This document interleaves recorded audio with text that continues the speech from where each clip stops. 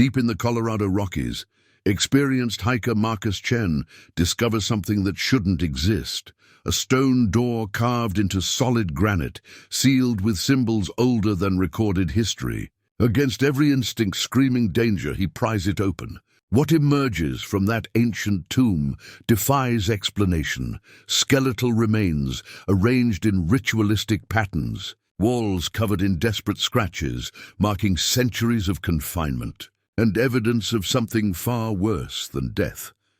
The discovery shatters Marcus's understanding of human history. Archaeological experts refuse to examine his findings. Government officials confiscate his evidence. But the nightmares won't stop, and the whispered voices that followed him home grow stronger each night. Marcus realizes he's unleashed something that was deliberately imprisoned. Something that ancient civilizations sacrificed everything to contain.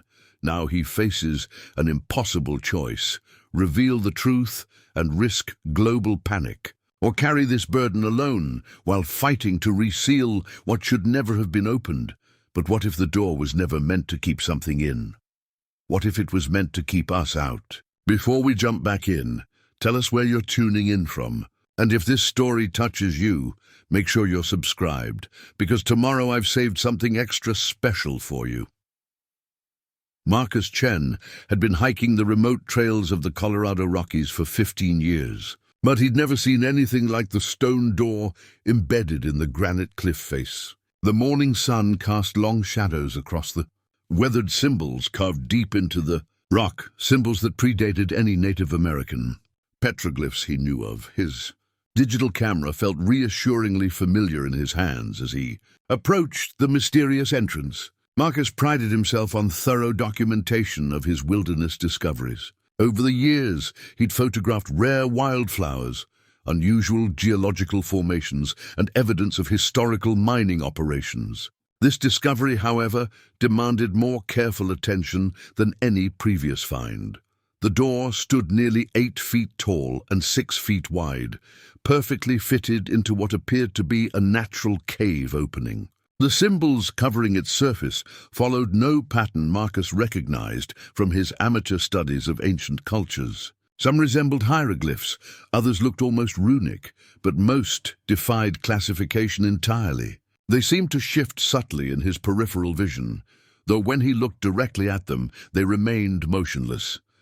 Marcus raised his camera and pressed the shutter. The LCD screen flickered, showing only static where the image should have appeared. He tried again, adjusting settings and checking battery levels. Every attempt produced the same result: corrupted files that displayed nothing but digital noise. Strange, he muttered, examining the camera's functions. Everything else worked perfectly.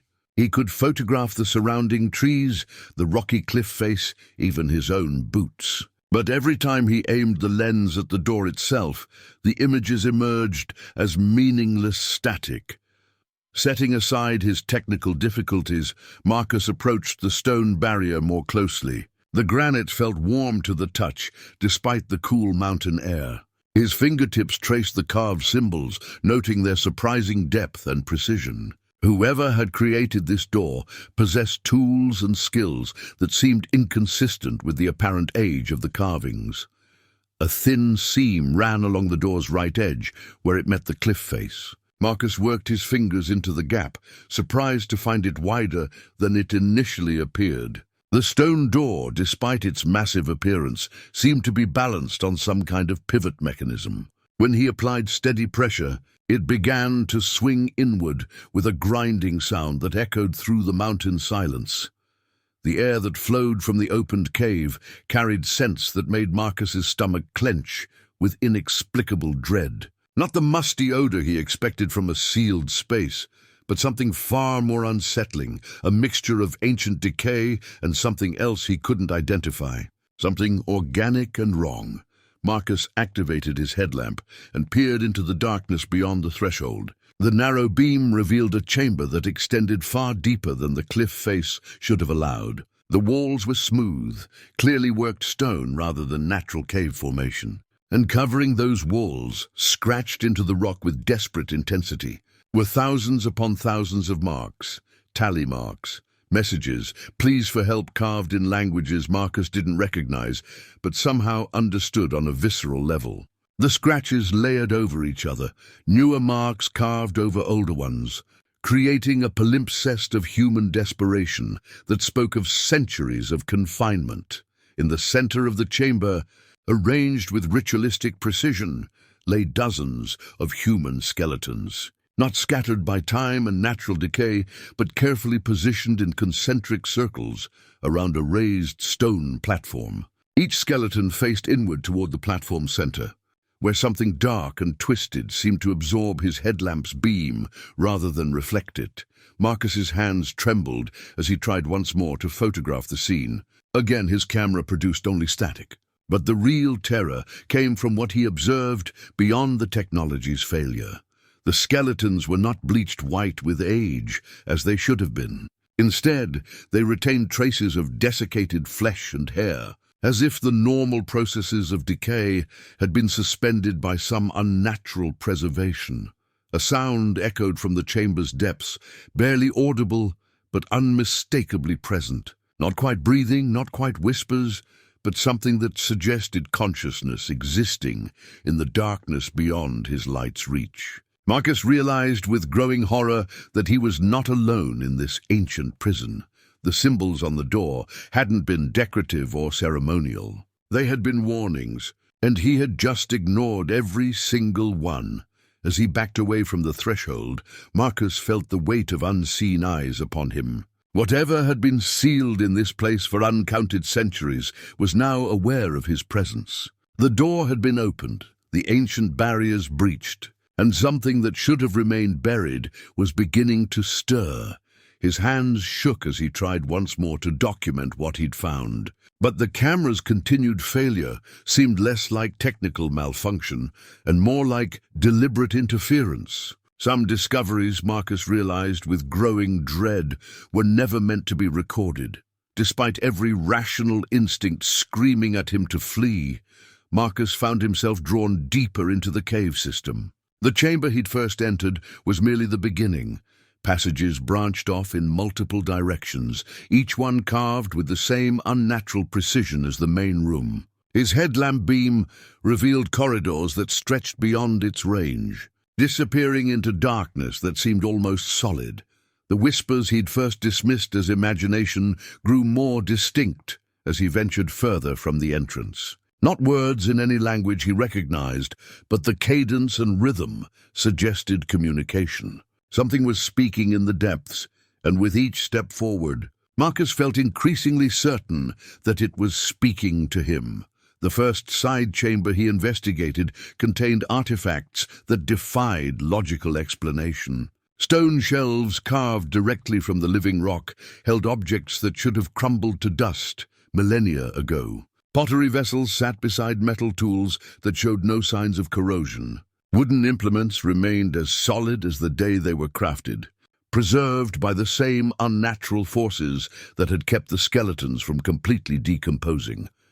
Among these impossibly preserved items, one artifact commanded Marcus's attention with almost magnetic intensity. An obsidian blade lay across a stone pedestal, its surface polished to mirror perfection, despite its obvious age. The weapon stretched nearly 2 feet in length, too large to have been practical for normal use. Its edges gleamed with surgical sharpness, and symbols similar to those on the door covered the blade's fuller. When Marcus reached toward the obsidian knife, the whispers ceased abruptly. The sudden silence felt more ominous than the mysterious voices had been. In the quiet, he became aware of his own breathing, unnaturally loud in the confined space, and the steady drip of moisture from somewhere deeper in the cave system. The moment his fingers made contact with the obsidian handle, images flooded his mind with violent clarity. He saw the knife's creation in some ancient forge, witnessed robed figures chanting in the very chamber where he now stood, observed rituals that violated every concept of civilized behavior. The blade had been crafted not as a weapon of war, but as an instrument of binding, a tool for ceremonies that required blood and sacrifice to maintain cosmic balance. Marcus jerked his hand away, gasping as the visions faded. The obsidian knife lay exactly as he'd found it, but now it seemed to pulse with malevolent energy. The symbols along its surface appeared to glow faintly. Though that might have been a trick of his headlamp's reflection, a new sound echoed from the cave's depths, footsteps, slow and deliberate, approaching from the passage that led furthest into the mountain. Marcus knew with absolute certainty that nothing human could have survived in this sealed environment for the centuries implied by the artifacts around him. Yet the footsteps continued, measured and purposeful, drawing steadily closer. His rational mind offered explanations: thermal expansion causing rocks to shift, water dripping in rhythmic patterns, his own imagination transforming natural sounds into something sinister. But Marcus's body responded to a more primitive understanding.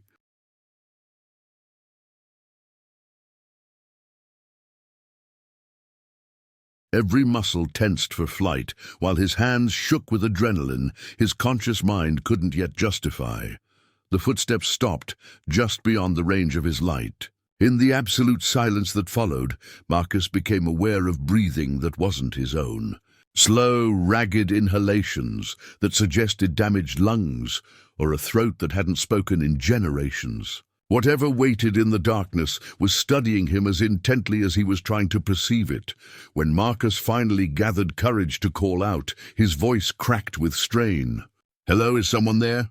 The response came not as words, but as a sound that bypassed his ears entirely, resonating directly in his bones. A vibration that spoke of vast age and patient hunger, of consciousness that had endured isolation for far longer than any human mind could comprehend without shattering. The obsidian blade on the pedestal began to vibrate in harmony with the sound, its polished surface reflecting light that seemed to come from within rather than from Marcus's headlamp. The symbols carved along its length pulsed with increasing brightness, and Marcus realized that his presence in the chamber had activated some kind of ancient mechanism. He was no longer just an intruder in this sealed place. By touching the ritual blade, by opening the door that should have remained closed, he had become a participant in ceremonies that predated recorded history. The breathing in the darkness grew stronger, more eager, and Marcus understood with growing terror that whatever had been imprisoned here was using his presence to fuel its awakening. The cave system wasn't just a tomb or prison. It was a machine designed by ancient civilizations to contain something that should never have existed. And Marcus had just provided the final component needed to restart its terrible function. Marcus stumbled backward from the pedestal as the obsidian blade's vibrations intensified. But his retreat triggered something far worse than he could have imagined. His heel caught against a loose stone that shouldn't have been loose, and as he fell, his weight activated a pressure plate hidden beneath centuries of accumulated dust and debris. The grinding sound that followed seemed to come from the mountain itself. Ancient mechanisms, dormant for millennia, began to function with the inexorable precision of clockwork. Stone blocks shifted in the walls around him, revealing chambers that had been sealed even more thoroughly than the outer door. The air pressure in the cave system changed dramatically, creating a wind that howled through passages like the breath of some awakening giant. But it was the clay tablets that truly revealed the magnitude of his error. As hidden chambers opened, shelves of fired clay emerged from recesses in the walls, each one covered with dense cuneiform script. Though Marcus had never studied ancient languages, the meaning of the inscriptions burned itself into his consciousness with the same violent clarity he'd experienced when touching the obsidian blade.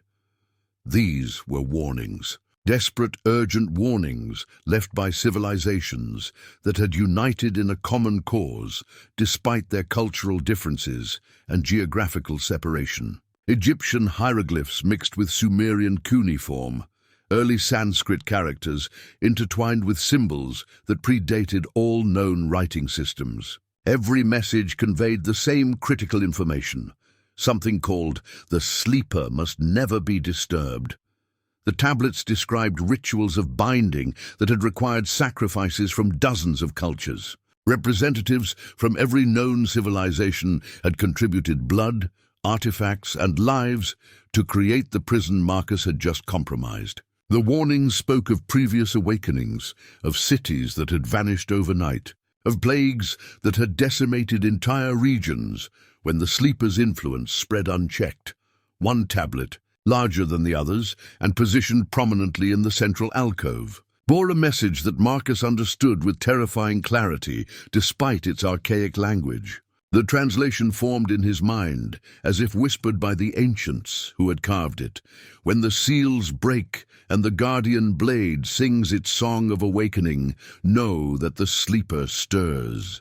7 days of binding remain before the prison fails completely. Let no living soul remain within 7 leagues when the final seal dissolves, lest they become vessels for that which should not exist. The grinding sounds intensified as more mechanisms activated throughout the cave system. Marcus realized that the entire mountain had been hollowed out and converted into a massive containment system. What he had taken for natural cave formations were actually engineered chambers, each one designed to channel and contain forces that conventional architecture could never withstand. The shadows in the chamber began to move independently of his headlamp beam. At first, Marcus attributed this to stress and fear distorting his perception, but soon the movement became too pronounced to dismiss. Darkness flowed across the walls like liquid, pooling in corners and stretching toward the clay tablets as if drawn by their ancient warnings. When the shadows touched the inscriptions, the cuneiform symbols began to glow with the same inner light that emanated from the obsidian blade. But where the knife's illumination suggested power held in check, the tablet glyphs pulsed with the rhythm of a massive heartbeat, something vast and patient beginning to wake after centuries of enforced slumber. Marcus tried to back away from the expanding shadows, but discovered that the chamber's exit had changed. The passage through which he'd entered now opened onto a different corridor entirely, one that stretched in a direction that violated the mountain's actual geography. The cave system was reorganizing itself, passages shifting and realigning according to principles that existed outside normal physical laws. The breathing sound he'd heard earlier grew stronger, accompanied by what sounded almost like speech. Not quite words, but complex vocalizations that suggested intelligence of a sort that predated human consciousness. The sleeper was indeed awakening, and its first attempts at communication sent waves of nausea through Marcus's body. He understood now why the ancient civilizations had been willing to sacrifice so much to create this prison. The entity they had contained wasn't simply malevolent. It was antithetical to human existence on a fundamental level. Its very consciousness was incompatible with the physical laws that governed normal reality. When it woke completely, its influence would spread like a cancer, corrupting everything it touched. The clay tablets continued to pulse with increasing urgency, their warnings now transformed into countdown timers, marking the approach of absolute catastrophe. 7 days until complete awakening. 7 days until the prison failed entirely. 7 days for Marcus to somehow repair damage that had taken dozens of ancient civilizations working in concert to prevent. As the shadows reached toward him with deliberate intent, Marcus realized that his original discovery had been no accident. The sleeper had been calling to him across the years, drawing him to this specific location at this precise moment when the prison's defenses had finally weakened enough to allow interference from outside. Marcus ran through corridors that shouldn't exist, his headlamp beam dancing wildly across walls that seemed to pulse with organic life. The cave system had transformed into something that violated every principle of geology and physics he understood. Passages branched and merged according to no logical pattern, creating a labyrinth that existed in more dimensions than the 3 his mind could properly process. Behind him, the sounds of pursuit grew steadily stronger. Not footsteps now, but something far worse. A wet, sliding progression that suggested movement by a form never meant to navigate physical space. The sleeper was following him through its expanding domain, learning to manipulate matter and energy as it awakened. To its full power, the bone compass Marcus discovered clutched in the skeletal, fingers of what had once been a human. Explorer provided his only guidance through the shifting maze. The artifact consisted of a human finger bone, yellowed with age but somehow still warm to the touch. When held horizontally, it pointed not toward magnetic, north but toward the nearest concentration of the ancient evil that permeated the mountain. By following the compass in reverse, moving away from whatever it sensed, Marcus hoped to find his way back to the original entrance. But the bone needle spun wildly as he progressed, suggesting that the sleeper's influence was spreading throughout the cave system faster than he could escape it. The first body he encountered had been a fellow hiker, based on the modern camping gear scattered around the remains. But this person had been missing for what appeared to be months, not the mere hours since Marcus had opened the sealed door. The skeleton showed signs of deliberate arrangement, positioned in the same ritualistic manner as the ancient remains he'd found in the first chamber. More bodies appeared as Marcus pushed deeper into the labyrinth, each one from a different era. A prospector from the 1890s, still wearing the remnants of his mining clothes. A Native American warrior whose weapons and clothing suggested origins centuries before European contact. A Spanish conquistador whose rusted armor bore symbols that matched those carved on the obsidian blade. All of them had been drawn to this place across different periods of history. All had somehow penetrated the outer defenses and entered the prison. And all had been claimed by the sleeper, their life forces absorbed to fuel its gradual awakening over the centuries. Marcus realized with growing horror that he was following a trail of victims that stretched back thousands of years. The sleeper had been patient, calling to individuals across different eras, using their life energy to slowly weaken the bonds that held it captive. Each death had strengthened the entity while compromising the prison's integrity. The bone compass began pointing in conflicting directions as multiple sources of evil made themselves known throughout the mountain. The sleeper wasn't contained in a single location. It had spread like an infection through every passage and chamber of the cave system. The ancient prison hadn't just held one entity. It had contained something that could divide and multiply, expanding its consciousness to fill any available space. As Marcus paused to catch his breath in a chamber filled with more skeletal remains, he heard something that chilled his blood more than the supernatural pursuit. Voices, human voices, calling for help in languages from different time periods. The victims weren't simply dead, they were trapped, their consciousness absorbed and preserved within the sleeper's expanding awareness. The Spanish conquistador was pleading for mercy in archaic Spanish. The Native American warrior chanted death songs in a language that predated recorded history. The modern hiker screamed warnings about sealed doors and ancient evils in contemporary English. All of their voices echoed from the walls around Marcus, their individual personalities still intact but imprisoned within something vast and alien.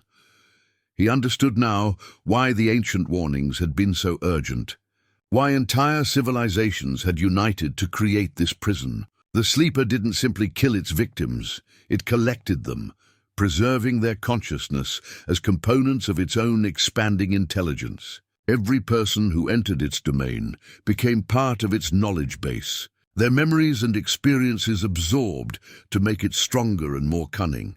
The bone compass suddenly went still, pointing steadily in one direction with unwavering certainty. But Marcus realized with growing dread that it was no longer guiding him away from danger. The artifact had been corrupted by the sleeper's influence, and now it was leading him directly toward the entity's core consciousness. He could hear his own voice beginning to echo from the walls around him.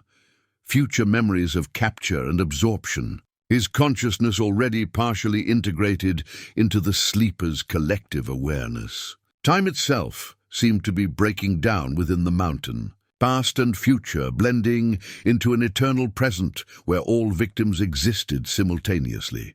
The only escape lay in reaching the original entrance before the transformation completed itself. But the passages continued to shift and change, reality becoming increasingly fluid as the sleeper's influence spread beyond the confines of its ancient prison into the world beyond. Dr. Sarah Whitmore had been waiting 3 years for someone like Marcus Chen to contact her. When his frantic phone call came through at 2 in the morning, describing sealed caves and ancient symbols, she knew immediately that another site had been compromised. She'd been tracking similar incidents across 4 continents, documenting a pattern that the academic world refused to acknowledge. Her cramped office at the University of Colorado, Denver, overflowed with research that had cost her tenure, her reputation, and most of her colleagues' respect. Photographs of archaeological anomalies covered every wall. Maps marked with red pins showed locations where historical records mentioned mass disappearances or unexplained catastrophes. And at the center of her desk, a leather-bound journal contained her most closely guarded research, documentation of her own encounter with what she'd come to call the ancients. Marcus arrived at her office looking like a man who'd seen the fundamental nature of reality crack apart. His hands shook as he spread photographs across her desk, the few images his camera had managed to capture before the malfunctions began. Most showed only static, but Sarah recognized the distortion patterns immediately. "These failures aren't random," she explained, pulling similar photographs from her files. "The interference follows specific patterns that indicate electromagnetic disruption on frequencies that shouldn't exist in nature. Whatever you found is actively preventing documentation." Sarah's own photographs came from a dig site in Peru where she'd first encountered evidence of the global prison network. Her academic team had been excavating what appeared to be a standard pre-Columbian temple when they'd uncovered chambers that matched Marcus's description exactly. The university had shut down the project within days, confiscating all evidence and threatening her career if she continued pursuing the research independently. "Look at these symbols," Sarah said, comparing Marcus's sketches to rubbings she'd taken in Peru. Identical iconography appearing in cultures separated by oceans and millennia. The academic establishment claims this is coincidence or evidence of shared mythological archetypes. But I've found the same symbols in Egyptian tombs, Mesopotamian ruins, and Aboriginal sacred sites in Australia. The leather journal she'd filled over 3 years of independent research contained connections that conventional archaeology couldn't explain. Ancient civilizations that had no contact with each other had somehow coordinated massive construction projects designed for a single purpose, containing entities that posed existential threats to human survival. "Every site follows the same pattern," Sarah continued, her voice carrying the intensity of someone whose life's work had been dismissed as professional suicide. Multiple layers of containment, warnings in dead languages, and evidence of collaborative effort between cultures that supposedly never interacted. The engineering required exceeds anything we attribute to ancient civilizations. Marcus described his experience with the clay tablets and their countdown warnings. Sarah's expression grew increasingly grim as she consulted charts and calculations spread across her desk. 7 days, she murmured, checking dates against astronomical tables. "The sites I've researched all show correlation with celestial events, solar alignments, planetary conjunctions, lunar eclipses. If your tablets are accurate, the timing coincides with a rare astronomical configuration that occurs roughly every 3,000 years. She pulled up satellite imagery on her computer, showing the Colorado mountain where Marcus had made his discovery. The surrounding geography revealed patterns invisible from ground. Level, geometric arrangements of peaks and valleys that suggested deliberate landscape modification on a scale that dwarfed known ancient engineering projects. The Entire region has been terraformed, Sarah explained. Not just the cave you found, but dozens of square miles modified to channel and contain energies that conventional physics doesn't acknowledge. Your sealed door was just one component in a system that extends throughout the Rocky Mountain range. Sarah's research had cost her everything she'd worked for professionally, but it had also revealed the scope of humanity's hidden history. Ancient civilizations hadn't been primitive societies struggling with basic survival. They had been sophisticated cultures that understood cosmic forces beyond modern comprehension. Their greatest achievement hadn't been pyramids or temples, but prison systems designed to contain threats that could end human civilization. The academic world branded me a fringe theorist when I published my initial findings, Sarah said, her voice bitter with the memory of professional destruction. They claimed my evidence was fabricated, my methodology flawed, my conclusions impossible. But I've continued the research independently, documenting connections they refused to acknowledge. Marcus listened with the desperate attention of someone seeking confirmation that he wasn't losing his sanity. Sarah's evidence provided that confirmation while simultaneously revealing the magnitude of what he'd unleashed.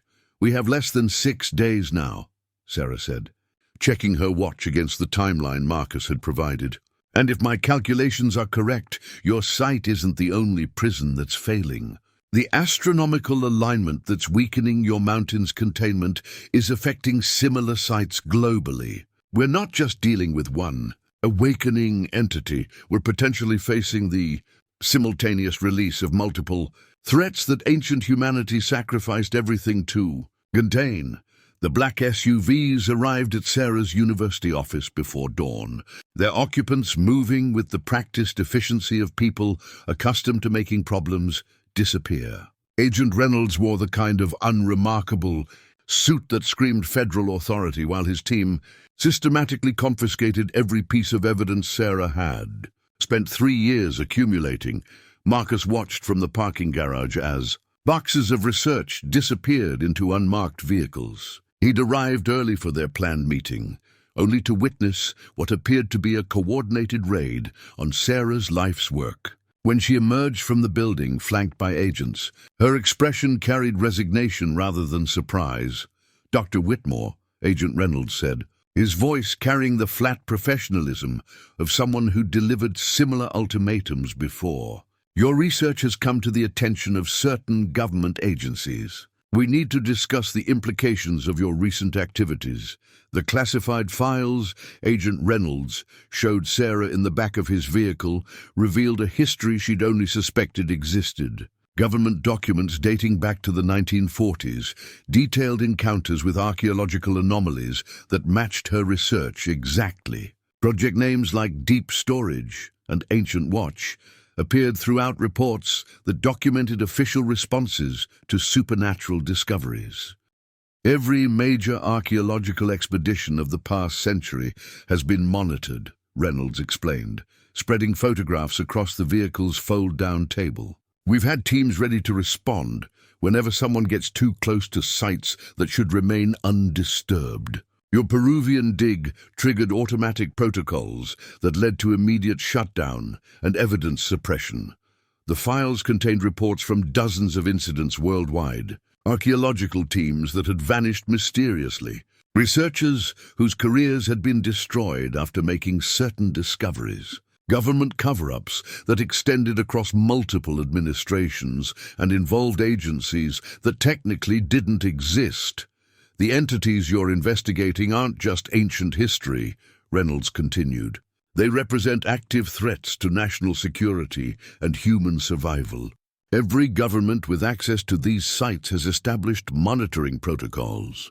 We've been watching the Colorado location where Mr. Chen made his discovery for over 60 years.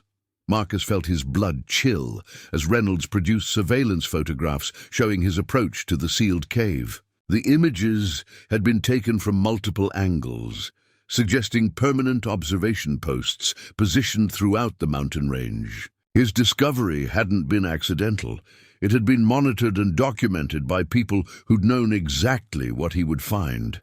"Why didn't you stop me?" Marcus asked, his voice barely controlled. "Because the seals were failing anyway," Reynolds replied with clinical detachment. "Our monitoring equipment has been detecting increasing activity at the site for the past 18 months. The astronomical alignment Dr. Whitmore mentioned accelerated a process that was already underway. We needed someone to enter the facility and provide real-time intelligence about conditions inside. The revelation that Marcus had been used as an unwitting reconnaissance asset transformed his understanding of recent events. His hiking route had been subtly influenced by trail markers and road closures that had seemed random but now appeared deliberately designed to guide him to the sealed cave at the optimal moment. "Similar sites are showing increased activity globally," Reynolds continued, consulting digital displays that showed real-time monitoring data. Seismic sensors, electromagnetic detectors, and atmospheric analysis equipment we've positioned at known locations are all registering anomalies that correlate with your timeline. Sarah studied the government data with the critical eye of someone whose career had been destroyed for pursuing similar information independently. The official resources dedicated to this monitoring network exceeded anything she'd imagined possible. Entire military installations had been disguised as research facilities to maintain constant surveillance over ancient prison sites. "How many people know about this?" Sarah asked. "Fewer than 300 worldwide, across all participating governments. The information is compartmentalized to prevent exactly the kind of academic research you've been conducting. Public knowledge of these entities would cause societal collapse long before they actually escaped their prisons." Reynolds pulled up additional files showing historical responses to containment failures, cities that had been evacuated and then destroyed by natural disasters, regions that had been quarantined and declared uninhabitable due to environmental contamination, military operations disguised as humanitarian missions that had involved the complete sterilization of compromised areas. "The protocols for dealing with full containment failure are already in place," Reynolds said, his expression suggesting that those protocols involved measures that would horrify most people. "But we're hoping that won't be necessary. Recent advances in technology may provide alternatives that weren't available to previous generations dealing with similar crises." Marcus realized that he and Sarah were no longer just researchers investigating ancient mysteries. They had become assets in a secret war that had been ongoing for decades. Their knowledge now too dangerous to allow them to operate independently. "We need your cooperation," Reynolds said, producing documents that would formalize their involvement in government operations they'd never chosen to join. The alternative arrangements would be far less comfortable for everyone involved. The ancient world map, carved into the granite wall of a hidden chamber beneath NORAD, had been classified beyond top secret for 43 years. Agent Reynolds led Marcus and Sarah through security checkpoints that existed in no official documentation, past guards who wore no identifying insignia, into facilities that technically didn't exist on any government blueprint. The stone carving stretched 20 feet across the chamber wall, depicting continents with frightening accuracy despite predating any known cartographic technology. But what made the map truly disturbing were the symbols marking specific locations across every landmass. The same symbols Marcus had found on the sealed cave door, repeated in precise patterns that suggested global coordination on an impossible scale. "We discovered this chamber in 1963 during construction of the deep bunkers," Reynolds explained, his voice echoing in the sterile underground space. "Carbon dating suggests the carving is approximately 12,000 years old, created during the last ice age by civilizations that supposedly didn't have contact with each other." Sarah studied the map with the intensity of someone whose entire worldview was being rewritten. Each marked location corresponded to sites she'd researched independently, places where ancient structures defied conventional archaeological explanation. But the map revealed far more sites than she'd ever suspected, forming a network that spanned the globe with mathematical precision.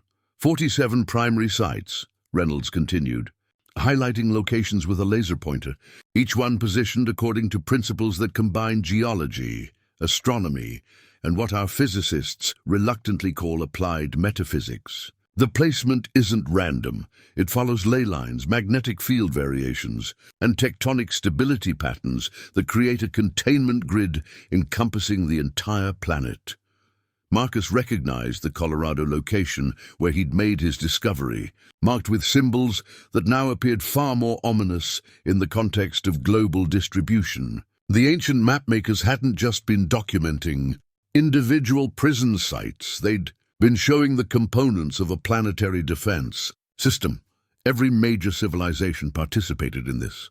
A construction project, Sarah realized, tracing connections between symbols that spanned different continents. Egyptians, Mesopotamians, pre-Columbian Americans, ancient Chinese dynasties, Aboriginal Australians, cultures that had no possible means of communication somehow coordinated the largest engineering project in human history. Reynolds activated a digital overlay that showed current monitoring data from each marked location. Most sites displayed stable readings, their ancient containment systems still functioning after millennia of isolation. But 17 locations showed patterns of increasing activity that matched the timeline Marcus had experienced. The containment failures aren't random, Reynolds explained. They're following a sequence that suggests the prison network was designed with planned obsolescence. The ancient builders knew their system would eventually fail, and they built in a specific order of breakdown that would provide maximum warning time. The government had been tracking this sequence for decades, watching as early warning sites showed increasing activity while primary containment locations remained stable. But the current astronomical alignment was accelerating the process beyond all previous projections, causing multiple simultaneous failures that threatened to overwhelm response capabilities. Each site contains different types of entities, Reynolds continued, consulting classified files that detailed government encounters with escaped prisoners from various locations.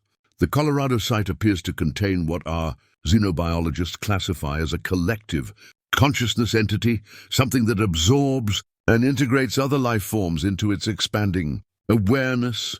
Other sites contain different horrors. The Egyptian location housed something that manipulated time itself, aging everything in its vicinity to dust within hours. A Peruvian site contained entities that existed partially outside normal space, appearing and disappearing according to rules that human physics couldn't explain. An Australian site held something that influenced weather patterns on a continental scale.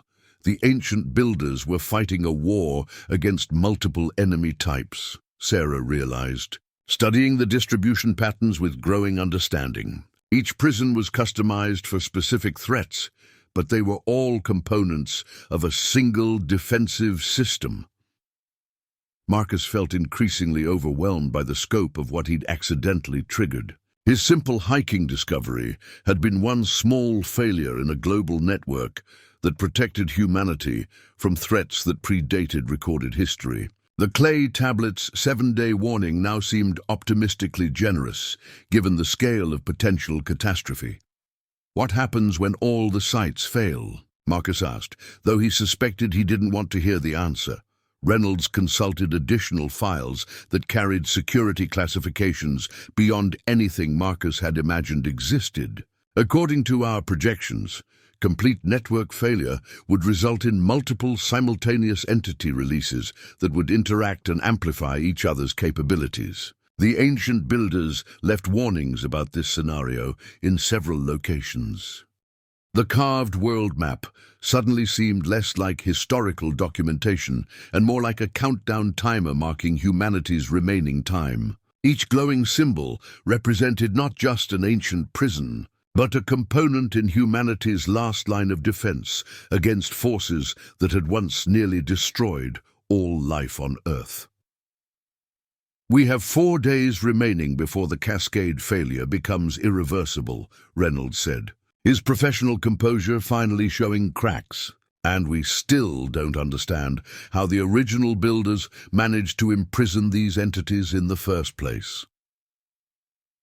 The campsite appeared normal from a distance, a standard backcountry setup with a dome tent, carefully arranged gear, and a cold fire ring surrounded by stones. But as Marcus, Sarah, and Agent Reynolds approached the site, located 3 miles from the sealed cave, details emerged that transformed the scene. From peaceful wilderness camping into something far more sinister, the tent's interior held modern equipment that should have belonged to hikers, who had vanished only days before Marcus's discovery. According to missing person reports, the Kellerman family from Denver had been planning a week-long backpacking trip through the same mountain range where Marcus had made his fateful discovery. Their gear lay arranged with the obsessive precision of people preparing for extended wilderness travel. But the camping equipment told a story that contradicted the timeline established by official reports. The sleeping bags showed wear patterns consistent with months of use rather than a few days. Food containers held supplies that should have spoiled weeks ago, yet remained perfectly preserved. Most disturbing, the family's personal items had been arranged in patterns that matched the ritualistic positioning Marcus had observed in the ancient chamber. Reynolds examined the scene with the methodical attention of someone who'd processed similar sites before. "The Kellermans were reported missing 6 days ago," he said, consulting files on his digital tablet. "But the deterioration patterns here suggest they've been gone for at least 3 months. Something is manipulating temporal perception in this area." Sarah studied photographs scattered around the campsite, images the missing family had taken during their hiking trip.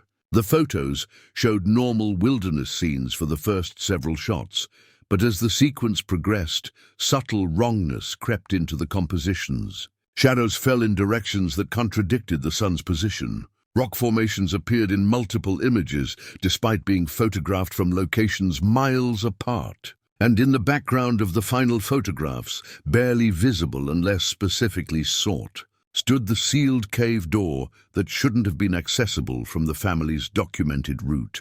They were being drawn to the site, Sarah realized, arranging the photographs in chronological order.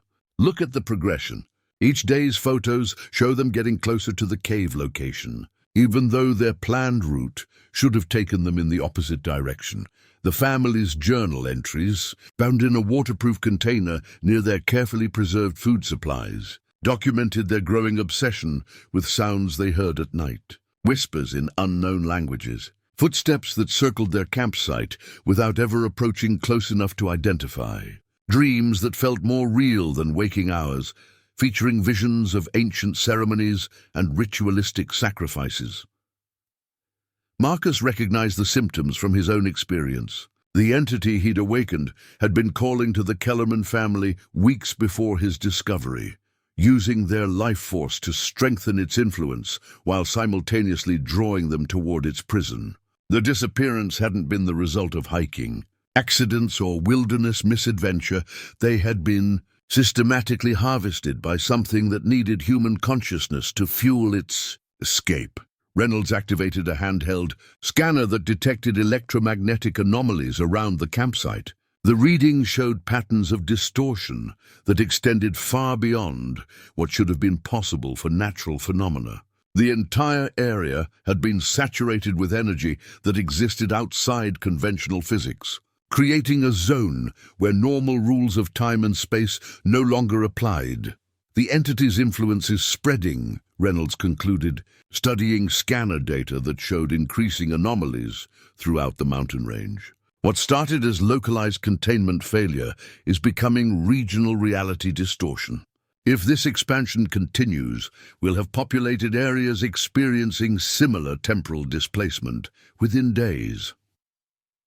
The implications terrified Marcus more than his personal encounters with the sleeper. His hiking discovery had triggered consequences that extended far beyond his own survival. Innocent families were being drawn into supernatural traps, their life forces consumed to strengthen entities that had been imprisoned for good. Reason Sarah found additional evidence hidden in the family's equipment, sketches that matched the symbols Marcus had seen in the cave, drawn by people who had never studied ancient languages or archaeological mysteries. The Kellermans had been experiencing the same invasive visions that had plagued Marcus. Their minds gradually synchronized with consciousness that predated human civilization. How many other missing person reports correlate with the site locations? Sarah asked, dreading the answer. Reynolds consulted classified databases that tracked disappearances near the government's monitored locations. 17 sites showing containment failure, average of 12 missing persons per site over the past 6 months. The pattern has been accelerating as the astronomical alignment approaches. More than 200 people had vanished near ancient prison sites, all of them following patterns similar to the Kellerman family's experience. The entities weren't just escaping their containment, they were actively recruiting human consciousness to strengthen their prison breaks, creating an expanding network of influence that grew more powerful with each absorbed victim. The campsite represented proof that the sleeper's influence was no longer contained within the cave system. The ancient entity was reaching out across miles of wilderness, calling to anyone susceptible to its psychological manipulation, building the resources it needed for complete manifestation in the physical world. Sarah's laptop crashed for the 5th time as she attempted to process the translated codex fragments, the screen flickering with digital static that matched the interference patterns from Marcus's camera.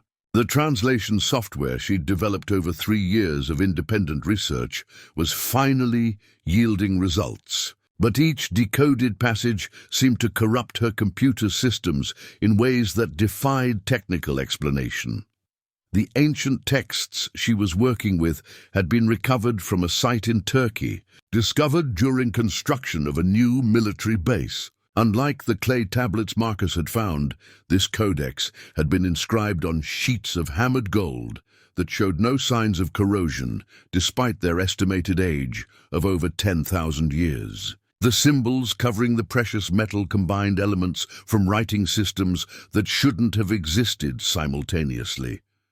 "The entity you encountered isn't unique," Sarah said, printing translation segments on the only printer that seemed immune to the electronic interference. According to these texts, there are dozens of different types of imprisoned beings, each requiring specific containment methods. The translated passages revealed a cosmology that existed outside human understanding. Before recorded history, the Earth had been invaded by entities from dimensions where different physical laws applied. These beings hadn't been evil in any human sense. They had simply been incompatible with reality as humans experienced it. The ancients called them the Watchers, Sarah continued, highlighting relevant passages in the growing stack of printouts. Not because they observed, but because they existed in a state of permanent vigilance, waiting for opportunities to expand their influence into our dimensional space. The Codex described a war that had lasted millennia, fought not with conventional weapons, but with reality-altering technologies that ancient civilizations had developed specifically to combat trans-dimensional threats. Entire populations had sacrificed themselves to power-binding rituals that required conscious life force to maintain their effectiveness. Marcus studied passages that described the sleeper with uncomfortable accuracy. The entity he'd awakened was classified as a collective consciousness assimilator, something that consumed individual awareness to expand its own mental capacity. Each absorbed victim strengthened its ability to manipulate physical reality and extended its influence over larger geographical areas. "Look at this section," Sarah said, pointing to translations that made Marcus's blood run cold.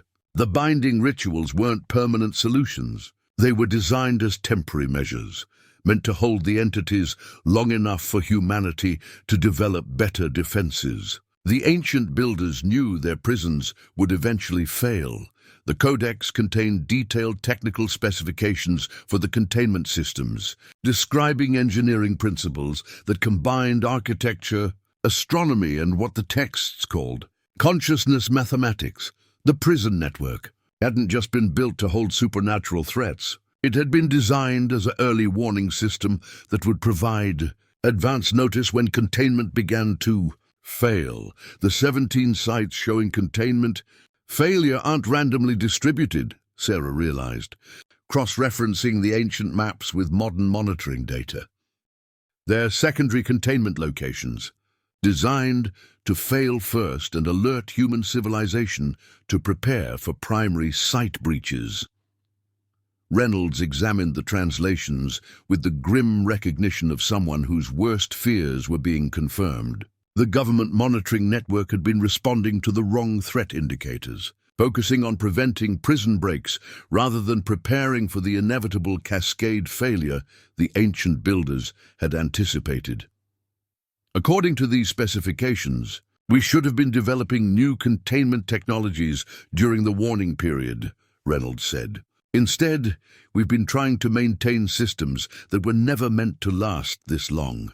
The most disturbing revelation came in passages describing what happened when multiple entities escaped simultaneously. The different types of trans-dimensional beings could interact and amplify each other's capabilities, creating combined threats that exceeded the sum of their individual powers. The ancient texts warned of convergence events where escaped entities would merge their consciousness and abilities. The astronomical alignment that's causing current containment failures isn't coincidental, Sarah said. Consulting star charts included in the codex. It's a deliberate timing mechanism built into the prison network. The ancient builders programmed the cascade failure to occur during specific celestial configurations. When Earth's dimensional barriers are naturally weakest, Marcus felt his sanity stretching as he processed the implications of Sarah's translations. His discovery had been part of a sequence planned by civilizations that had died out before written history began. The entities weren't just escaping, they were following a schedule established thousands of years ago. But why would the ancient builders design their own system to fail? Marcus asked. Sarah's expression grew increasingly troubled as she found the relevant passages. Because they discovered something worse than the entities they were imprisoning. The translations mention the sleepers as merely advanced scouts for something they call the primary manifestation. The prison network wasn't just meant to contain current threats. It was designed to prevent these entities from signaling their location to whatever sent them here. Originally, the Golden Codex began to grow. Warm in Sarah's hands, its surface temperature rising as she read passages that apparently weren't meant for human consciousness to fully comprehend. The translation process was affecting her mind in ways similar to Marcus's cave experience, creating knowledge that came with psychological costs too dangerous to ignore.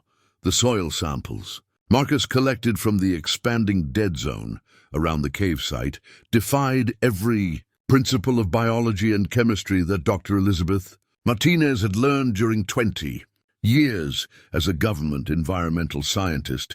Under microscopic examination, the Earth appeared normal until exposed to specific electromagnetic frequencies, at which point it began exhibiting properties that shouldn't exist in any known material. The contamination is spreading at a rate of approximately 50 feet per day in all directions from the cave entrance. Dr. Martinez explained, showing Marcus and Agent Reynolds time-lapse photography of the affected area. But it's not contamination in any conventional sense. The soil isn't being poisoned, it's being converted into something fundamentally different. The samples she'd analyzed contained cellular structures that resembled plant material but functioned according to principles that violated basic biological laws. These structures appeared to be processing information rather than nutrients, creating a network of communication pathways that extended throughout the contaminated soil. It's becoming a nervous system, Dr. Martinez continued. her voice carrying the strain of someone whose scientific worldview had been shattered by impossible evidence. The entity you encountered isn't just influencing the area around its prison, it's converting the physical environment into an extension of its own consciousness.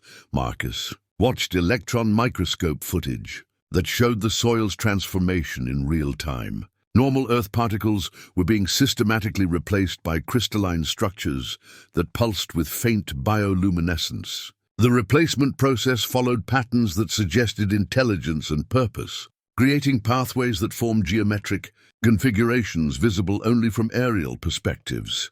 The environmental monitoring equipment positioned throughout the mountain range detected similar changes occurring at distances far beyond the visible dead zone. Seismic sensors registered vibrations that moved through the Earth in patterns resembling neural activity. Electromagnetic monitors detected signals that corresponded to brainwave frequencies.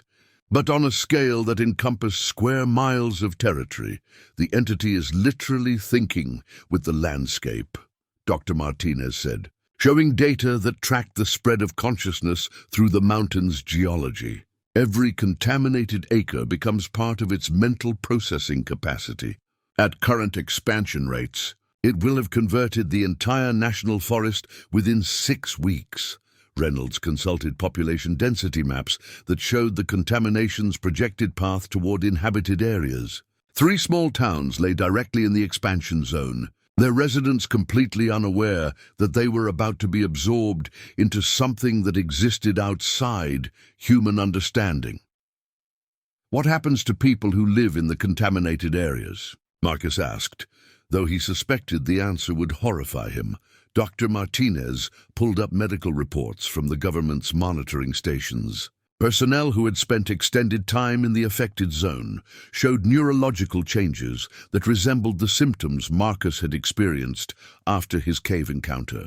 Vivid dreams, auditory hallucinations, and an increasing obsession with ancient symbols and languages they'd never studied.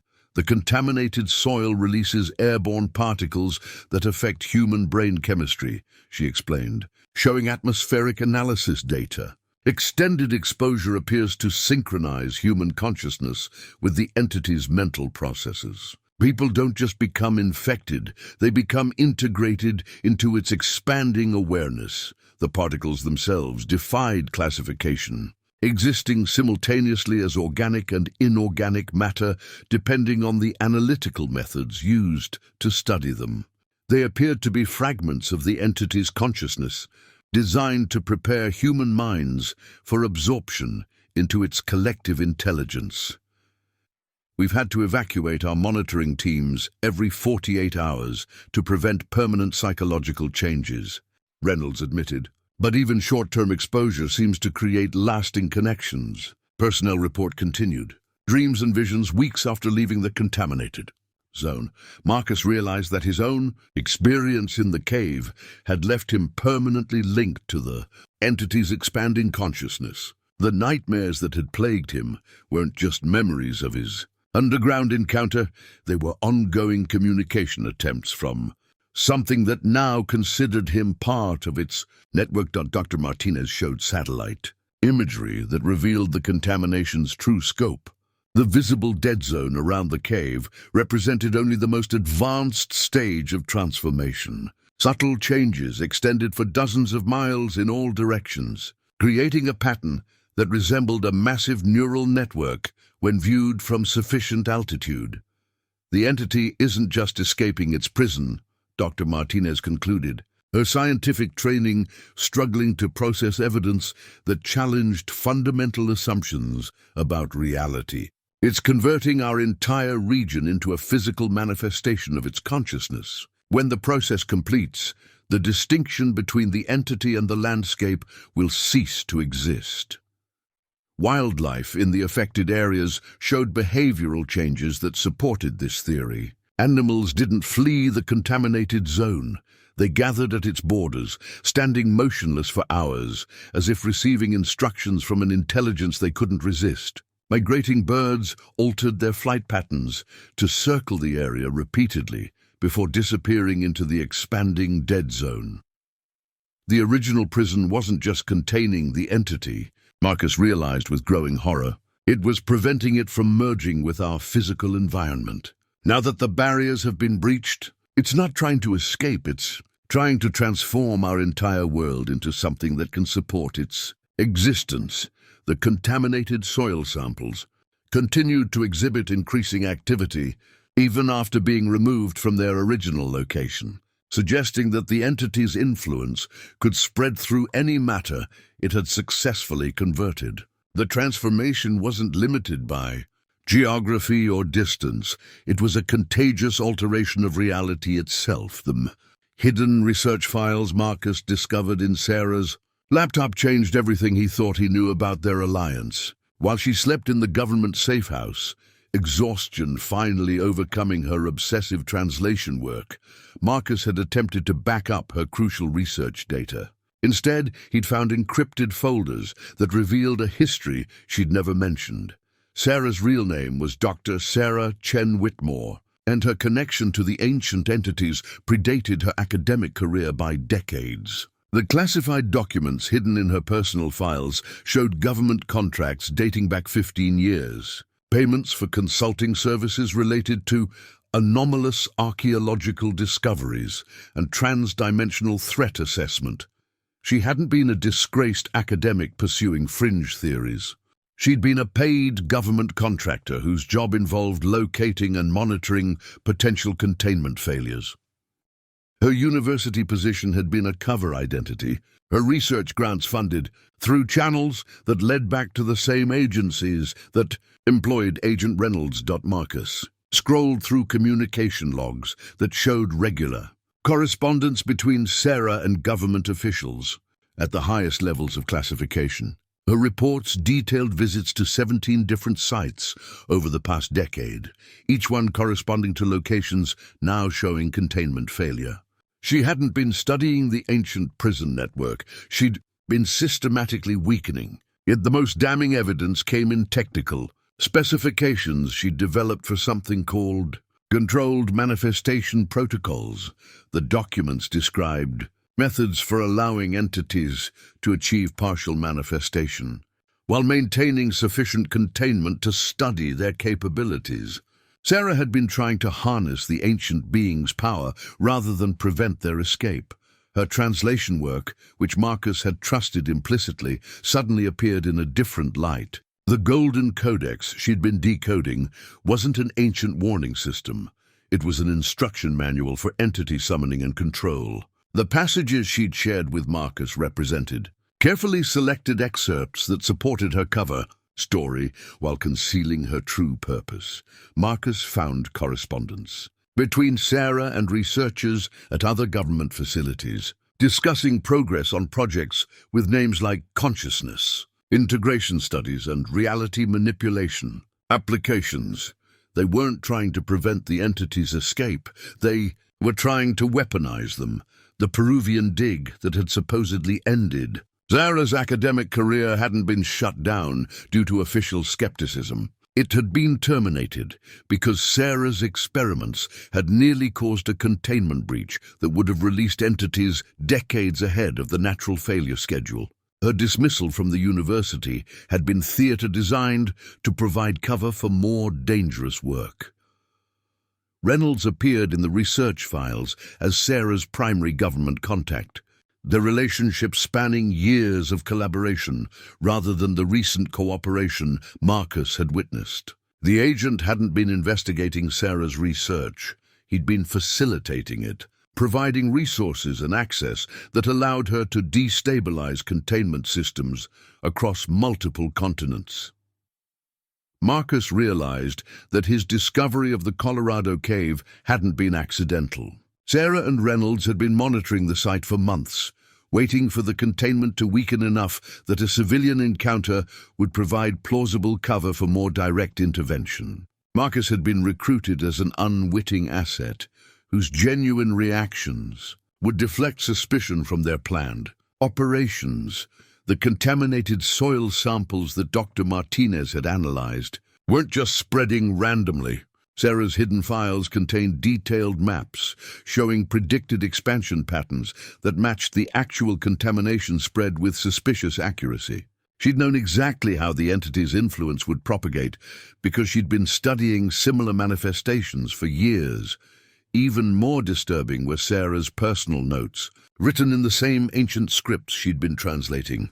Her handwriting showed increasing integration with the entity's consciousness, her human perspective gradually replaced by something that thought in terms of centuries and viewed humanity as a resource to be managed rather than protected. Marcus understood now why. Sarah's translation work had been affecting her sanity. She hadn't been accidentally exposing herself to dangerous knowledge. She'd been deliberately synchronizing her consciousness with the imprisoned entities, allowing them to influence her research and decision-making processes.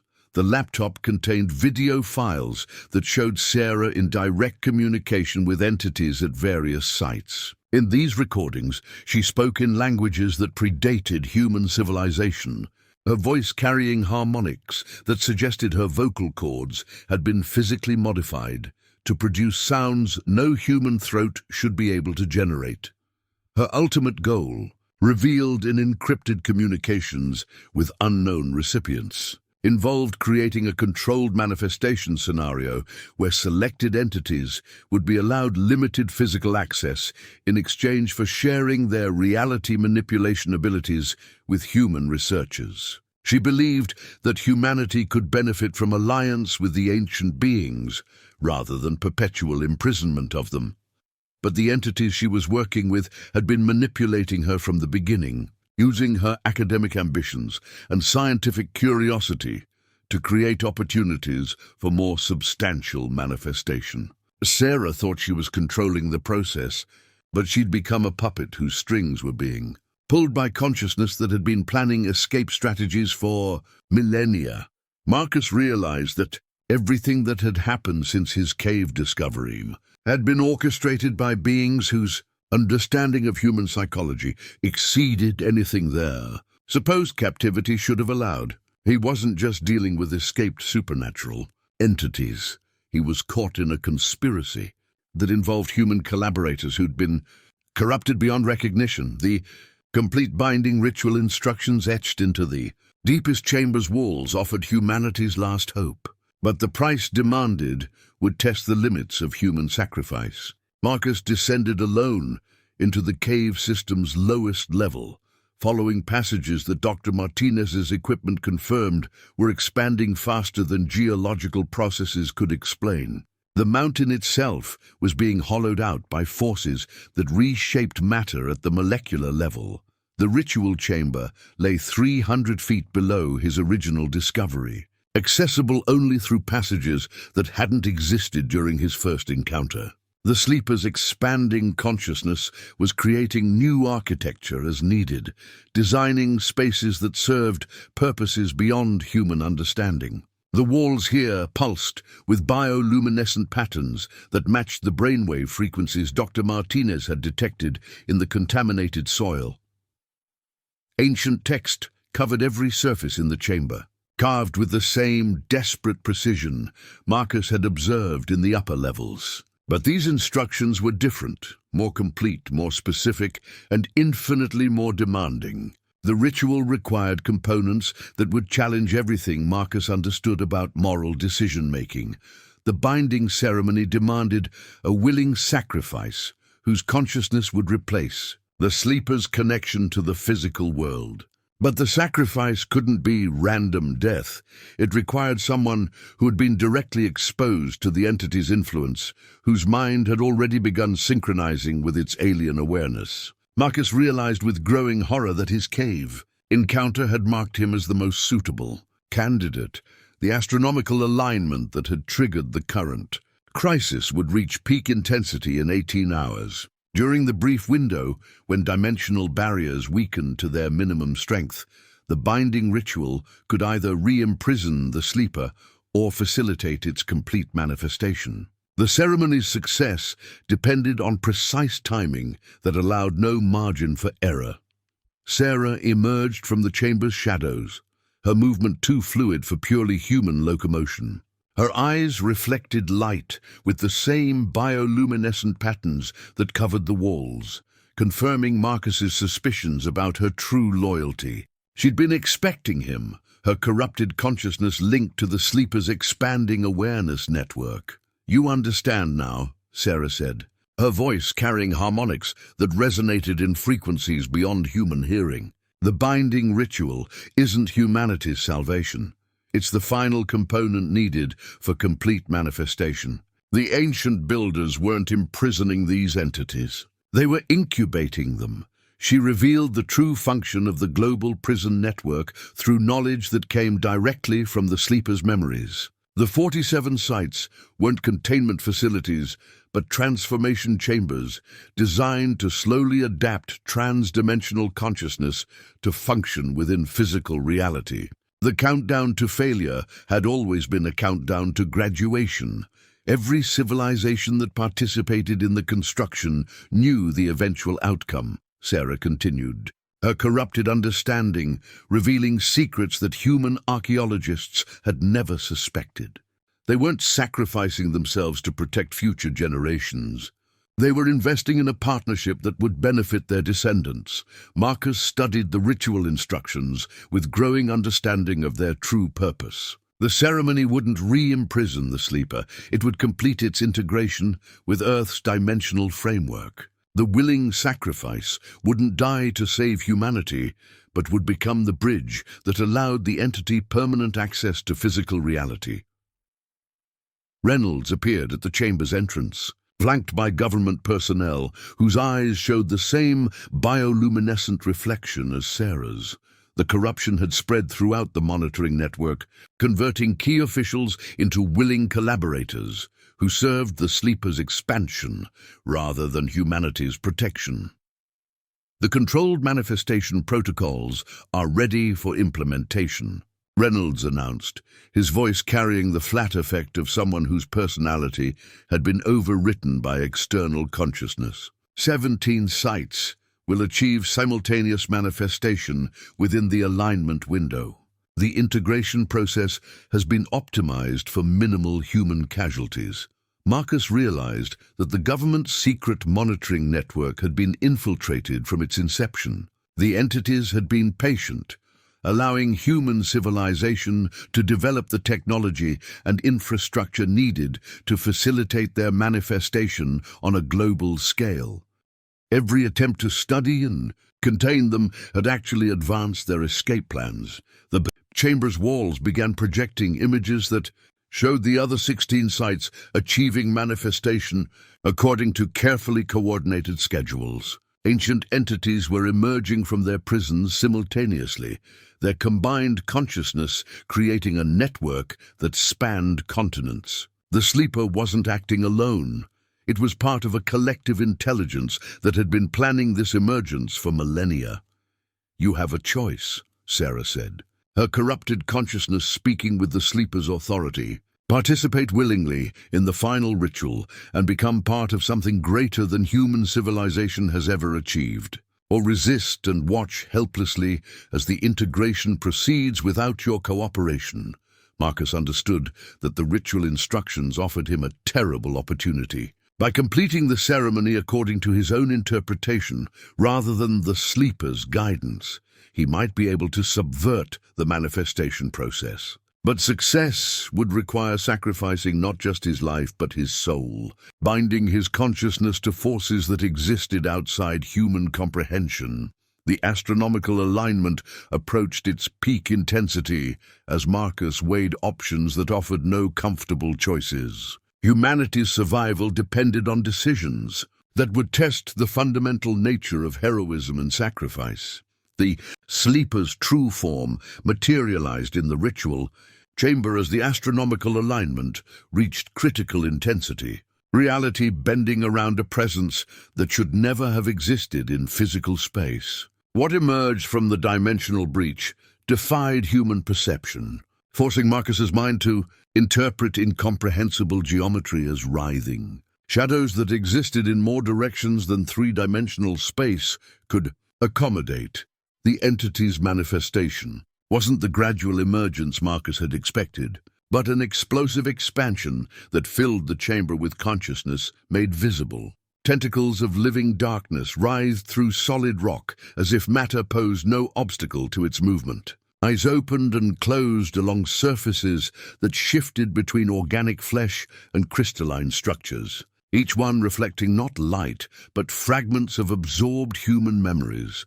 Sarah stood at the chamber's center, her arms raised in gestures that combined ancient ritual with modern scientific precision. The corrupted translation work she'd been conducting had prepared her for this moment, her consciousness serving as an anchor point that allowed the sleeper to achieve stable manifestation. But even her prepared mind struggled to process direct contact with intelligence that operated according to non-human logic. "Behold the culmination of 10,000 years of preparation," Sarah spoke, though her voice now carried harmonics that suggested multiple speakers occupying the same throat. "Humanity will finally understand its proper place in a universe larger than your limited perception could imagine." Reynolds and his converted personnel formed a protective perimeter around the ritual space, their weapons trained not on the sleeper but on Marcus. Their eyes glowed with the same bioluminescent patterns that covered the chamber walls, confirming that their consciousness had been replaced by extensions of the entity's expanding awareness. The manifestation process revealed the true scope of the sleeper's power as reality warped around its presence. The chamber walls became transparent, showing views of landscapes that existed on other worlds in different dimensions. Time flowed in irregular patterns, causing past and future events to overlap in ways that made linear perception impossible to maintain.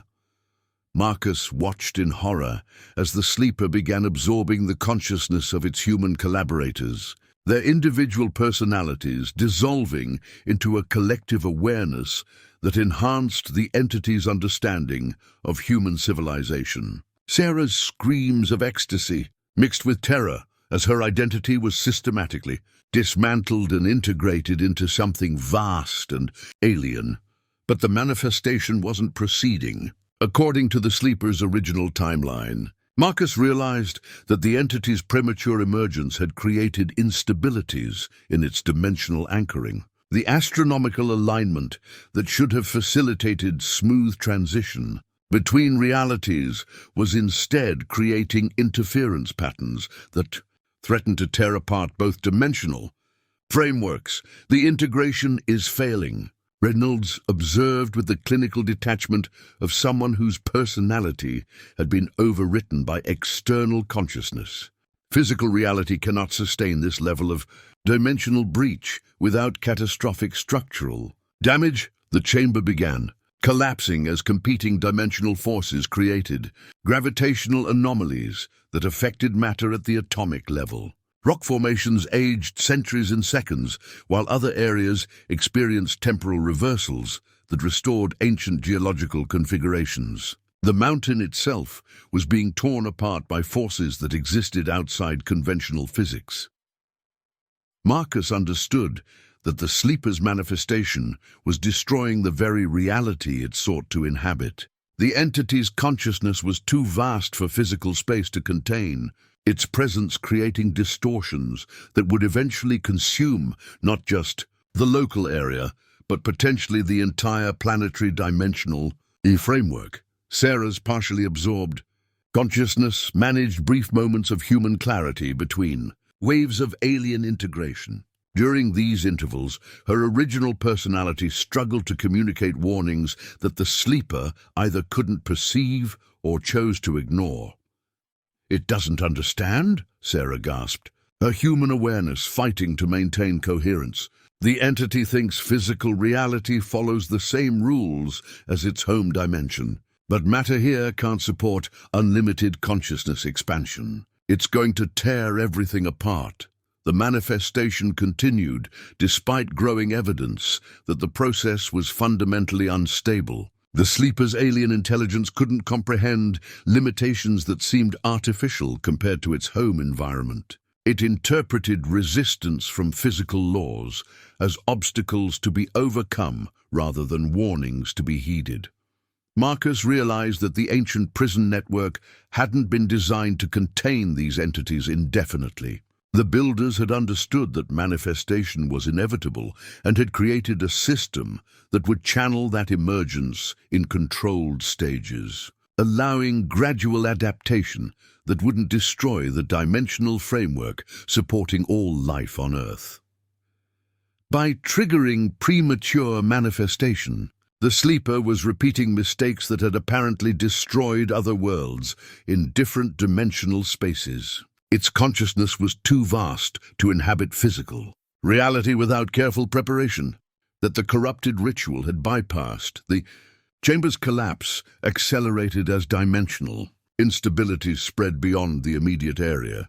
Marcus could see through the transparent walls that similar manifestations at other sites were experiencing identical problems. The global network of awakening entities was simultaneously tearing apart the fabric of reality across multiple continents. 17 sites manifesting simultaneously exceeded the dimensional framework's capacity to adapt. The ancient builders' careful staging had been designed to prevent exactly this scenario. But the sleeper's impatience and Sarah's corrupted assistance had triggered a cascade failure that threatened all existence. Marcus pressed the obsidian blade against his palm, watching his blood flow across symbols that seemed to drink the crimson liquid with supernatural thirst. The blood-sealed covenant he was creating represented the most binding agreement possible between human consciousness and forces that existed outside normal reality. Once completed, the pact would be irrevocable, demanding not just his life, but the eternal service of his soul. The ancient texts carved into the chamber walls provided the exact wording required for the binding ritual. But Marcus had discovered variations that the corrupted Sarah had deliberately concealed from her translations. The original ceremony offered a choice between different types of sacrifice, each one producing dramatically different results for both the entity and the surrounding reality. Sarah's version would have bound the sleeper to physical reality while preserving its full consciousness and power, essentially giving it permanent access to Earth's dimensional framework. But the alternative interpretation Marcus had found required the sacrifice to become a containment vessel, trapping both human and entity consciousness in a prison that neither could escape. "You don't understand what you're attempting," the sleeper spoke through Sarah's corrupted form, its voice carrying harmonics that made the chamber walls vibrate in sympathy. "The binding you contemplate will destroy both of our consciousnesses. There will be no victory, no salvation, only mutual annihilation." Marcus continued the ritual preparations, his blood now covering enough symbols to activate the ancient mechanisms embedded throughout the chamber. The obsidian blade grew warm in his hands, its surface beginning to pulse with the same bioluminescent patterns that marked the sleeper's influence. The weapon was synchronizing with both consciousness types, preparing to serve as a conduit for the final binding. The manifestation of the sleeper's true form became increasingly unstable as dimensional forces beyond its control began affecting the ritual space. Reality was literally tearing apart under the strain of consciousness that was never meant to exist in physical space. The entity's attempts to maintain manifestation were accelerating the collapse of local dimensional integrity. The ancient builders left this option because they knew entities like you would eventually make this mistake, Marcus said, his voice steady despite the magnitude of what he was preparing to sacrifice. They understood that some threats could only be contained by willing souls who chose eternal imprisonment over global catastrophe. Reynolds and his converted personnel began experiencing system failures as the sleepers' manifestation destabilized. Their corrupted consciousness couldn't maintain coherence when the entity they served was simultaneously trying to exist in multiple dimensional frameworks. They collapsed one by one, their minds unable to process conflicting reality parameters. The blood-sealed covenant required Marcus to declare his understanding of the ritual's true cost. He had to acknowledge that success would trap his consciousness alongside the sleepers in a prison that existed outside time and space. There would be no death, no release, no eventual escape, only eternal vigilance, maintaining barriers that protected reality from destruction. Thousands of souls have made this sacrifice before me, Marcus continued, reading names carved into the chamber walls by previous guardians who had chosen containment over manifestation. Every prison site required someone willing to become a living seal, their consciousness serving as a barrier between dimensions. Sarah's human personality managed one final moment of clarity, her original awareness breaking through the sleeper's control long enough to understand what Marcus was attempting. Her expression showed horror at the realization that her corruption had been manipulated to create this exact scenario. "The entities have been planning this for millennia," Sarah gasped, her voice barely human as competing consciousness types struggled for control. "They've been deliberately corrupting humans to trigger containment failures that would force exactly this kind of sacrifice. You're not saving humanity, you're giving them what they wanted all along." Marcus realized that the sleeper's manifestation had been designed to appear more threatening than it actually was. The entity had been manipulating events to create a crisis that would force someone to accept eternal imprisonment, not to prevent its escape, but to provide it with a human consciousness capable of bridging dimensional barriers permanently. But the ritual offered Marcus one advantage that the sleeper hadn't anticipated. The blood-sealed covenant could be modified during the binding process, allowing the sacrifice to determine the specific parameters of their shared imprisonment. Instead of creating a bridge that enabled the entity's influence, Marcus could create a prison that contained both consciousness, types in mutual isolation. The obsidian blade began, cutting through dimensional barriers as Marcus completed the final components of his modified ritual. The ancient weapon had been designed specifically for this purpose, not as a tool for summoning or banishing, but as a key that could lock dimensional doors from the inside. "I bind my soul willingly to this task." Marcus spoke the words that would seal both their fates. "Let my consciousness serve as guardian and warden, preventing any influence from crossing dimensional boundaries in either direction." The sleeper's manifestation began collapsing as the modified binding took effect, its vast consciousness being compressed into a prison that existed in the space between realities. Marcus felt his own awareness being drawn into the same dimensional void, his human perspective expanding to encompass responsibilities that would last for eternity.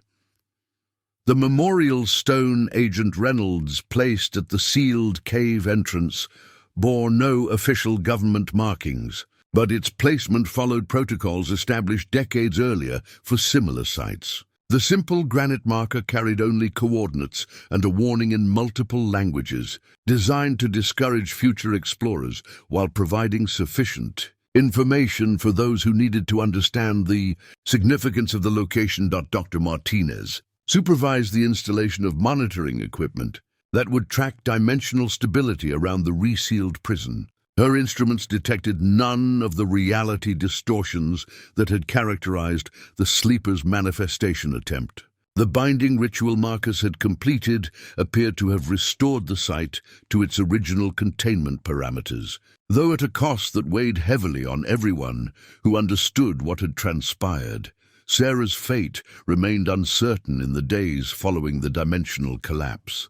Her physical body had survived the ritual chamber's destruction, but extensive neurological testing revealed brain activity patterns that suggested multiple consciousness types existing in a state of permanent conflict. The corruption she'd undergone appeared to be irreversible, her personality fragmented between human awareness and alien knowledge that her mind couldn't properly integrate.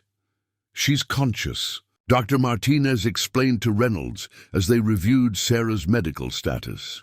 "But her consciousness isn't unified anymore. Different parts of her brain are processing information according to incompatible logical frameworks. She experiences reality as multiple, simultaneous versions that contradict each other. The government's response to the containment crisis involved procedures that had been established during previous similar incidents. The Colorado site was reclassified as a permanent hazardous zone, with access restricted to personnel cleared for the highest levels of supernatural threat assessment. Official records attributed the area's quarantine to environmental contamination from undisclosed military testing. Reynolds found himself promoted to a position that technically didn't exist, heading a department that had no official budget or personnel roster. His new responsibilities included coordinating with international agencies that monitored similar sites globally, sharing intelligence that helped prevent future containment failures through careful management of astronomical alignment periods. The other 16 sites that had shown manifestation activity returned to stable containment. Following the Colorado incident, Reynolds suspected that Marcus's sacrifice had somehow reinforced the entire global network, his consciousness serving as a guardian presence that strengthened barriers at locations he'd never physically visited. Local residents in the area reported the cessation of disturbing dreams and psychological symptoms that had been increasing throughout the manifestation crisis. Wildlife returned to normal behavior patterns, and vegetation in the previously contaminated zones began recovering at rates that exceeded natural regeneration timelines. The memorial stone served multiple purposes beyond marking a significant location. Its placement triggered legal mechanisms that established permanent protection for the surrounding area, preventing development or mining activities that might accidentally compromise the renewed containment systems. The coordinates carved into its surface would guide future monitoring teams to the exact location where dimensional barriers required ongoing surveillance. Dr. Martinez's continuing research focused on understanding how Marcus's modified binding ritual had achieved results that exceeded the original ceremony's apparent capabilities. His improvised changes to the ancient protocols suggested possibilities for improving containment at other vulnerable sites, though replicating his success would require volunteers willing to make similar ultimate sacrifices. He didn't just contain the sleeper, Dr. Martinez explained to Reynolds during their weekly briefings. He created a new type of containment that actively reinforces itself. Instead of relying on ancient engineering that deteriorates over time, the site now has a conscious guardian who can adapt the prison's parameters to changing conditions. Reynolds understood that Marcus's sacrifice represented both triumph and tragedy, a successful resolution that came at a price that made celebration inappropriate. The monitoring protocols established around the memorial site would continue indefinitely, maintained by people who understood that some victories required eternal vigilance to preserve their benefits. The quarantine zone extended for several miles around the memorial stone, its boundaries marked by warning signs that cited various official justifications for restricting access. Hikers and climbers found their routes redirected through subtle landscape modifications that discouraged exploration of the protected area without creating obvious barriers that might attract unwanted attention. Sarah remained in a specialized medical facility designed for cases that couldn't be addressed through conventional psychiatric treatment.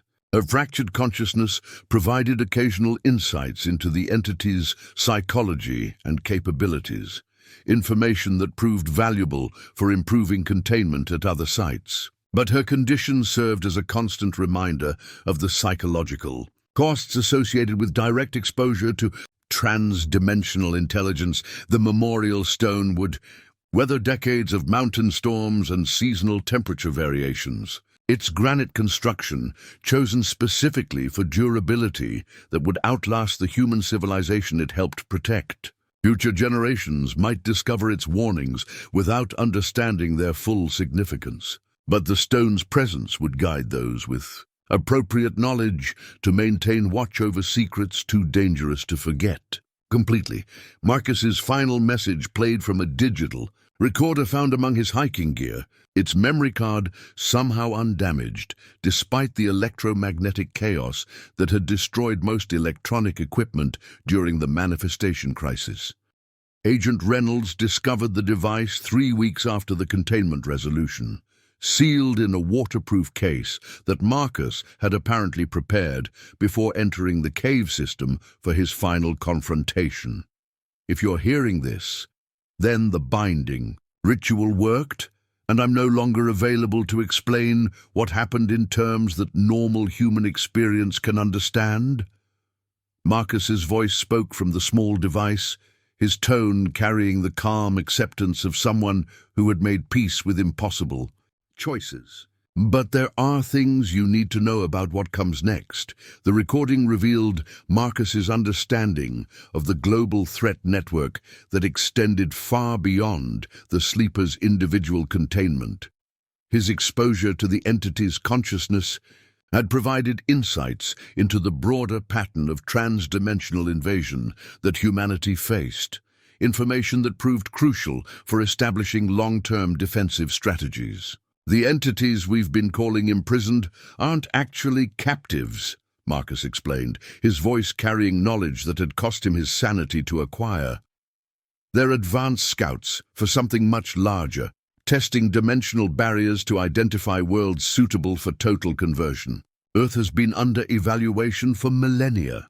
Reynolds shared the recording with Dr. Martinez and the surviving members of their research team, all of whom had signed agreements that bound them to secrecy levels that officially didn't exist. Marcus's testimony provided the foundation for establishing a new organization dedicated to monitoring threats that conventional military and intelligence agencies couldn't acknowledge.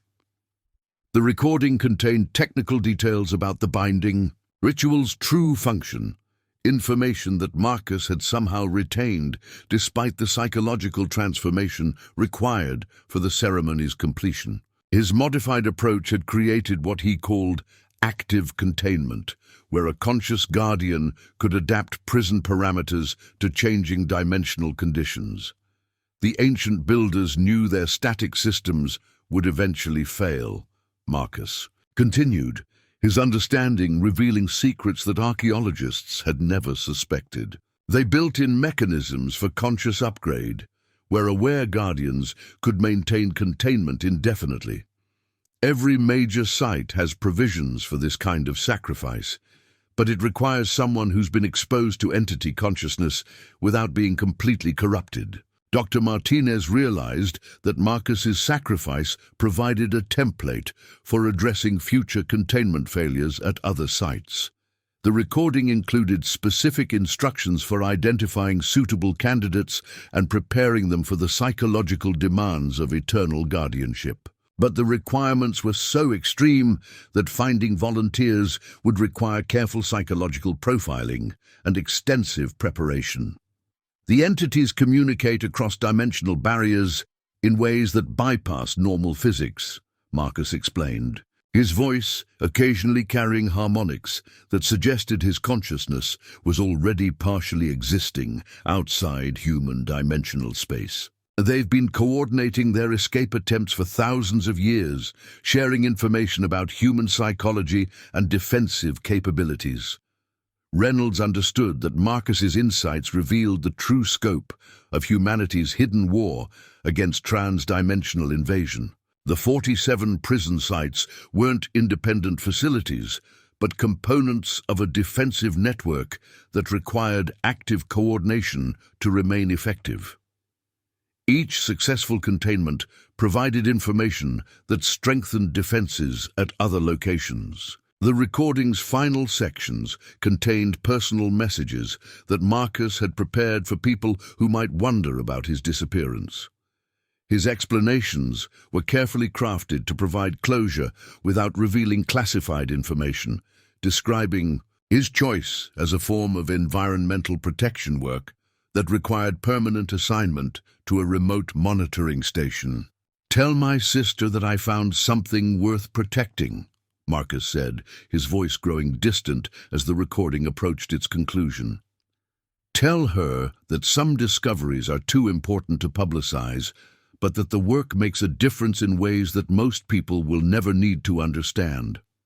The digital recorder also contained Marcus's assessment of other team members' psychological resilience and their suitability for continued involvement in supernatural threat assessment.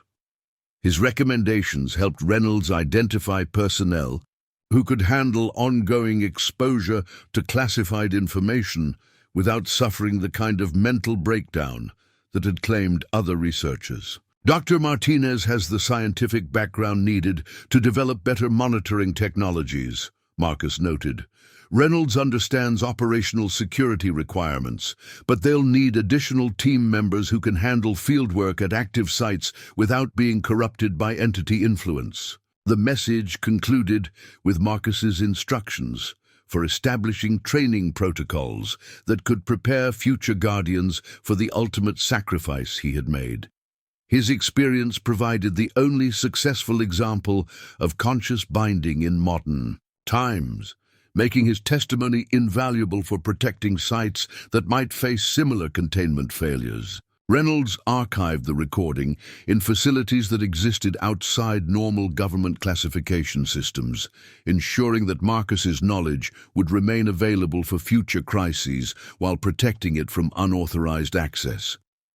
The information was too dangerous for general circulation, but too important to risk losing through bureaucratic oversight or political changes. Marcus's legacy lived on through the organization his sacrifice had made possible, a secret network of dedicated individuals who understood that humanity's survival depended on maintaining watch over threats that most people would never know existed. The updated ancient map that Dr. Martinez completed 18 months after the Colorado incident showed 47 monitoring stations where red dots had once indicated failing containment systems.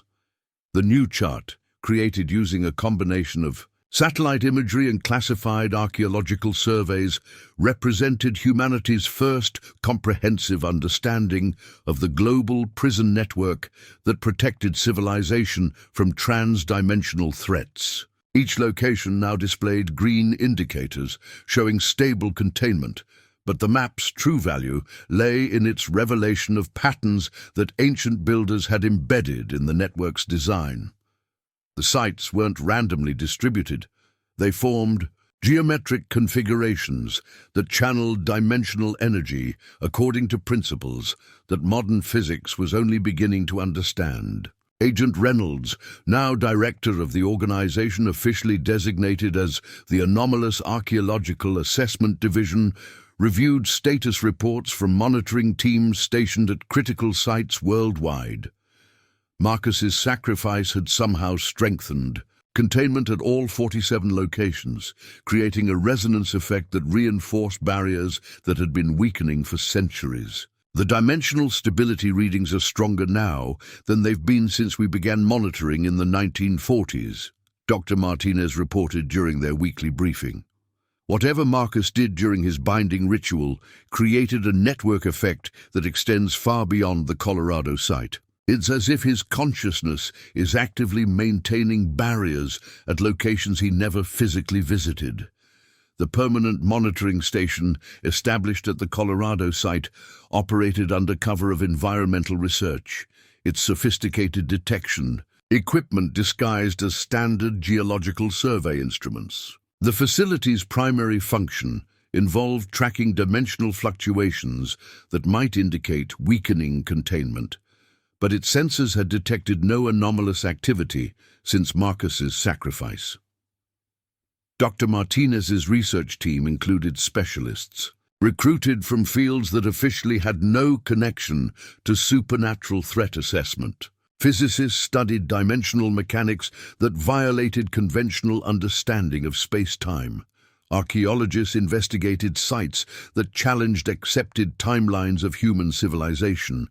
Psychologists developed techniques for identifying individuals whose mental resilience might allow them to work safely with classified information that had driven other researchers to madness. The organization's training protocols were based on Marcus's final message, and the psychological profiles of personnel who had successfully survived exposure to entity-related phenomena. Candidates underwent extensive screening designed to identify individuals capable of maintaining their sanity while working with information that fundamentally challenged human understanding of reality. Reynolds often stood before the updated map, studying the global distribution of sites that required eternal vigilance to maintain their protective function. Each green dot represented not just stable containment, but a location where future Marcus Chens might need to make similar ultimate sacrifices if dimensional barriers began failing again. The memorial stone at the Colorado site had become an unofficial shrine for organization personnel who understood the true cost of their protective mission. Visitors left no flowers or traditional remembrances, but the area around the marker showed signs of regular maintenance that suggested ongoing respect for Marcus's choice. We've identified 3 additional sites that show early warning indicators, Dr. Martinez announced, consulting data from monitoring stations that tracked dimensional stability across multiple continents. The patterns match what we observed at Colorado during the 18 months before Marcus's discovery. We have time to prepare, but we need to start identifying potential guardians who could handle conscious binding if containment begins failing. The updated map included classified notations showing which sites required different types of monitoring based on the entities they contained. The Colorado location now carried special designation as a guardian site, where conscious containment provided active protection that adapted to changing dimensional conditions. Reynolds understood that their work would continue indefinitely, each generation training successors who would maintain watch over secrets too dangerous to forget, but too important to publicize. The organization existed in the shadows of official government structure, funded through channels that avoided traditional oversight while ensuring adequate resources. For their critical mission, the map served as both operational guide and sobering reminder of humanity's precarious position in a universe that contained intelligences hostile to human existence. 47 points of light stood between civilization and catastrophe, each one maintained by people who had chosen to dedicate their lives to protecting a world that would never know their names. Marcus's sacrifice had bought humanity time to develop better defenses against trans-dimensional threats, but the updated map made clear that the war he'd died fighting was far from over. Somewhere in the spaces between realities, his consciousness continued standing guard against forces that would never stop testing the barriers that contained them. The green dots on the map pulsed with steady rhythm, like heartbeats marking the passage of time in a secret war that had been raging since before recorded history began. Each pulse represented another day that humanity remained safe behind walls built by civilizations whose names had been forgotten, maintained by guardians whose sacrifices would never be publicly honored. In the quiet of the monitoring station, surrounded by equipment that detected threats most people couldn't imagine, the updated map glowed with the promise of continued protection and the eternal vigilance required to maintain it.